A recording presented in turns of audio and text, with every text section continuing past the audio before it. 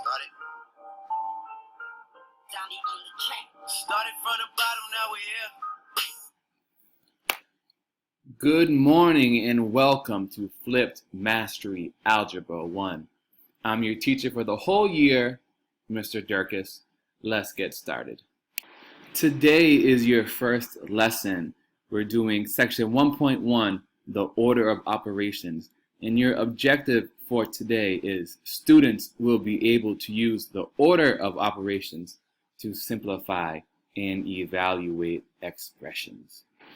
So you should be at the top of the first page of your packet, and you're going to copy these definitions now.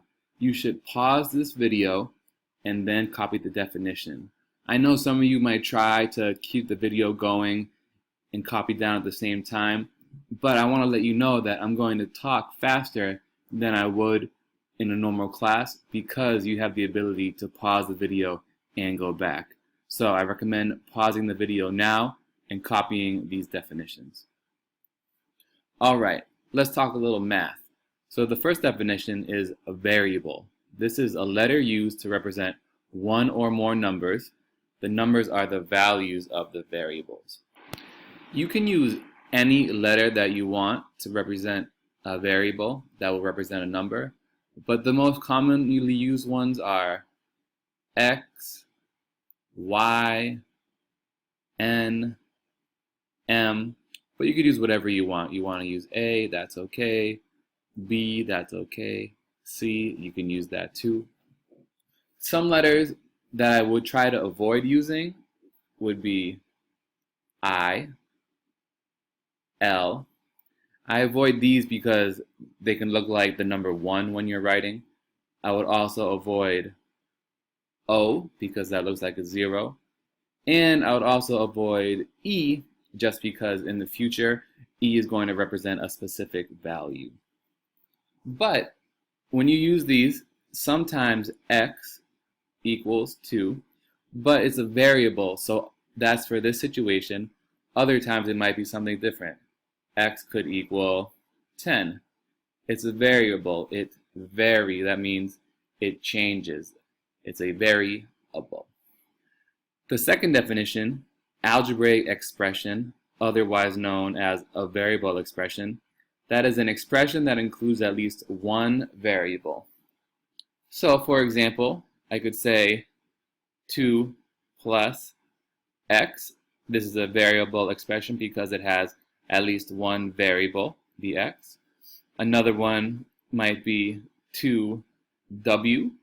This is another variable expression because it includes at least one variable.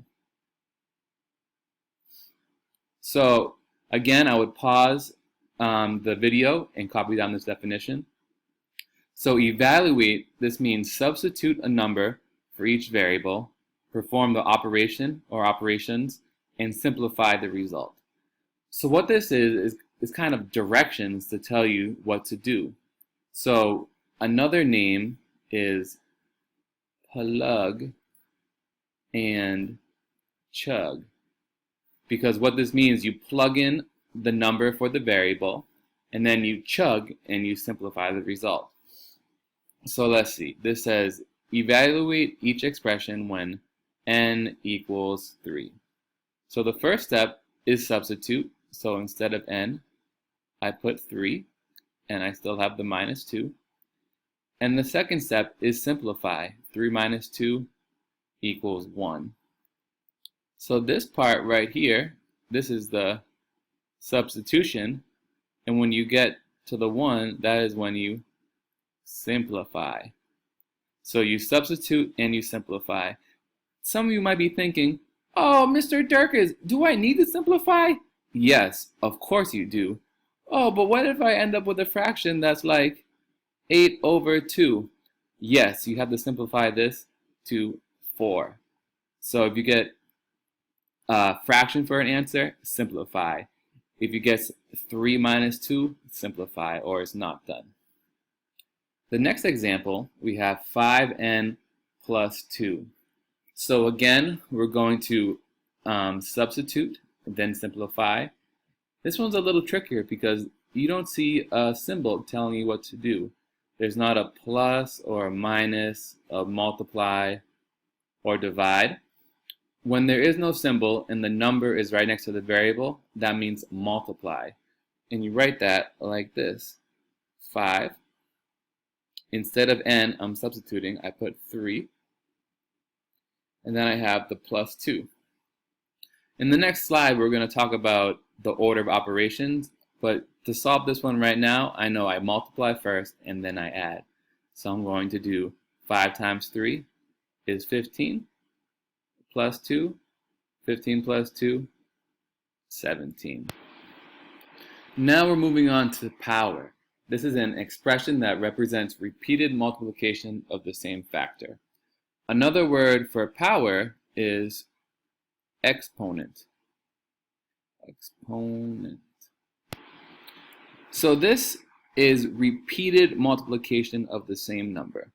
So if you look at 5 to the third power, that doesn't mean 5 times 3. That means 5 times 5 times 5. 5 times itself 3 times. So 5 times 5 is 25. Times 5 again is 125. Another word that you need to know is base. So 5 is the base and 3 is the power. We say this is 5 to the third power. Before I go on, I want to make sure that you have everything copied down. You should have exponent, you should have base, and everything that I write down, you should have written down too. You probably want to use better handwriting than I do, but pause the video, copy things down before you go forward. Let's keep that in mind as we move along. Write the power in words and as a product. So, as we said before, we have to use the base and the power. So we say this is 8 to the third power. When you have a 3 as the exponent, you can also say cubed. So you could write 8 cubed. When we write this as a product, that means multiply. So I'm going to write it as 8 times 8 times 8. 8 multiplied by itself 3 times. With x squared, we write it just like that. You could write x squared or x to the second power. Or you could write x squared like I just said. When we write this as a product, this is x times itself twice. So x times x. Now we're talking about the order of operations. We do this so you know what to do first. Do I add first? Do I multiply first? Do I subtract first? Do I do a radical first? What do I do first? You might have heard this before as PEMDAS. I'm going to call it GEMDAS. Why? Instead of parentheses for the P, I'm going to use G for grouping symbols, because there's more than one way to group numbers and expressions. Parentheses, they do work, but you might also see brackets. Those groups numbers together. Or absolute value bars. You might have a big fraction. I like to call it a superfraction. And the fraction bar groups the top and the bottom together. If you have a radical, everything on the inside is grouped together too. So that's why I call it grouping symbols instead of just parentheses. The reason why we do order of operations is so that everybody gets the same answer.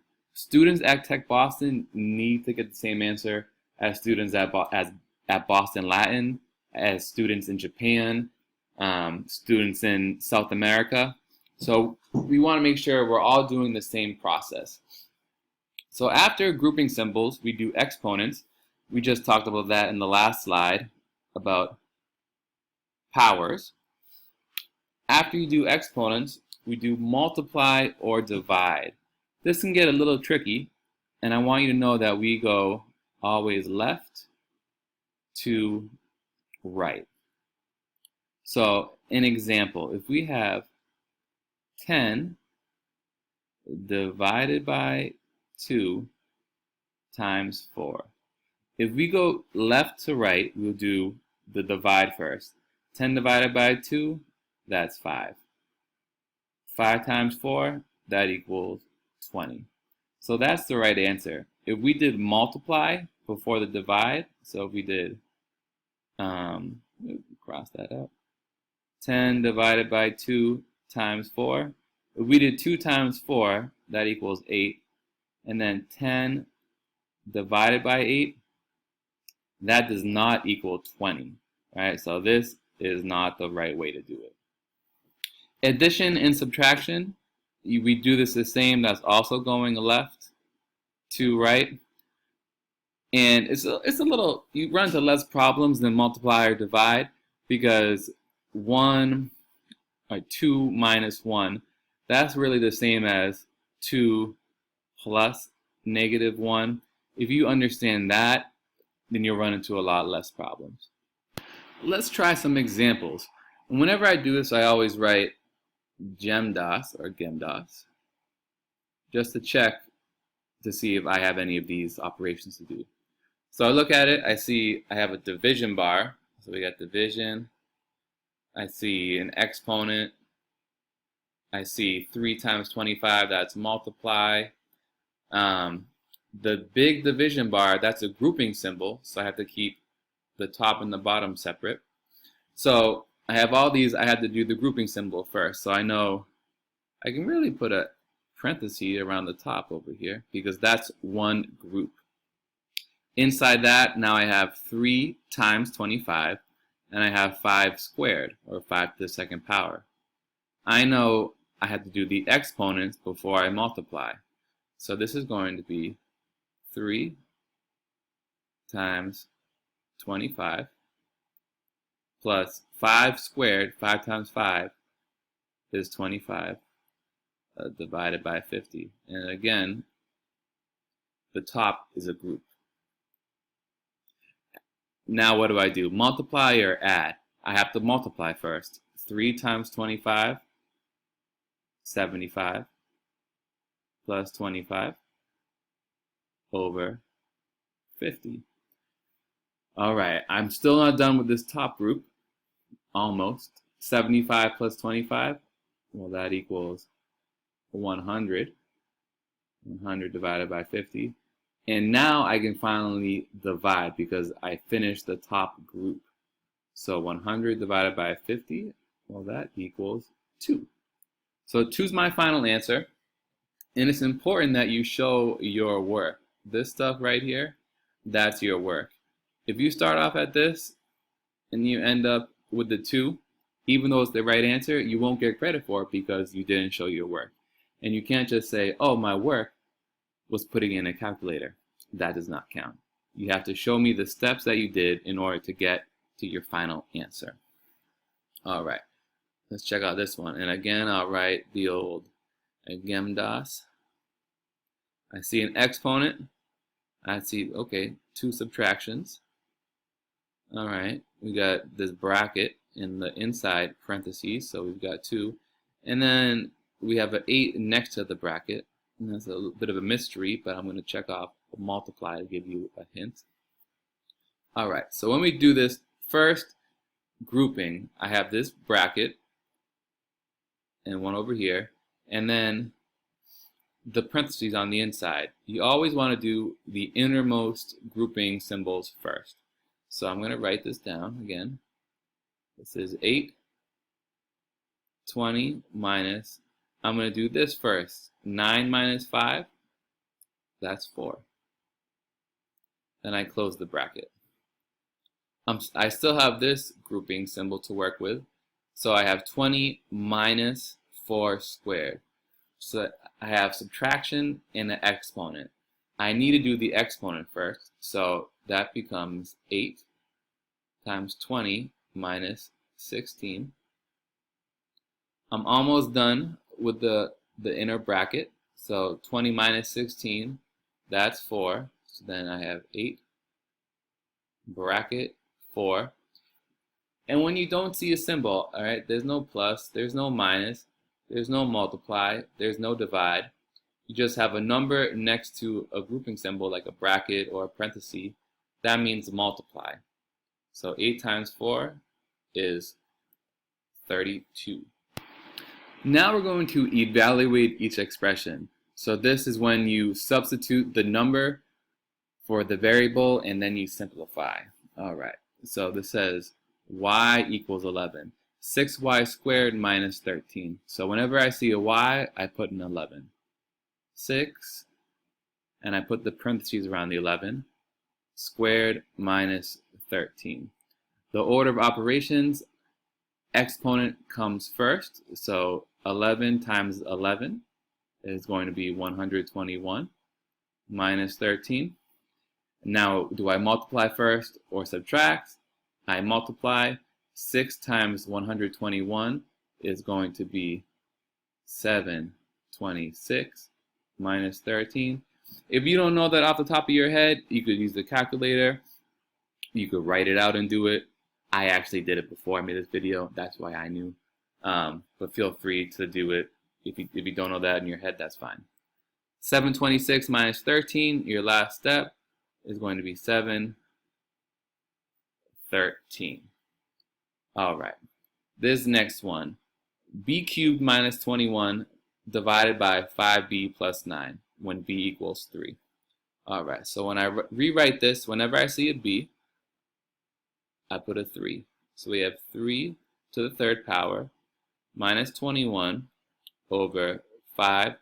And when the 5 is next to the variable, a number next to a variable, that means multiply. 5 times 3 plus 9.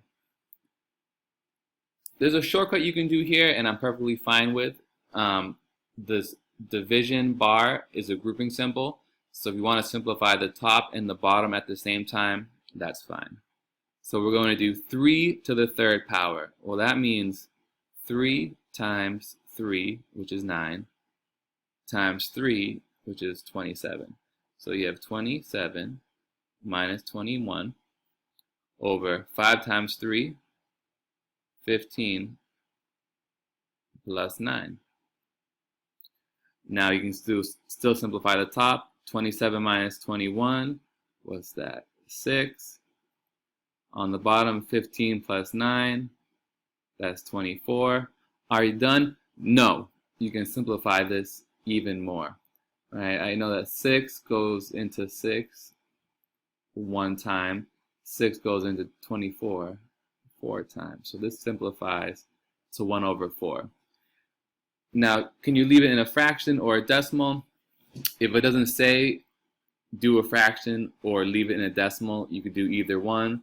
But the general rule is if you start with a fraction, end with a fraction. If you start with a decimal, end with a decimal. So now I want you to pause this video and try these on your own. I don't want you to follow along with me. I want you to do all the work, check at the end so you can see if you did it right, where you made a mistake, and see if you need extra help. All right, now that you see the first one, we had a grouping symbol, the parentheses. So I did that first. 1 plus 5 is 6. After that, I had 6 squared plus 5. I did the exponent before I added. So 6 squared is 36 plus 5. And then I added them together, 41.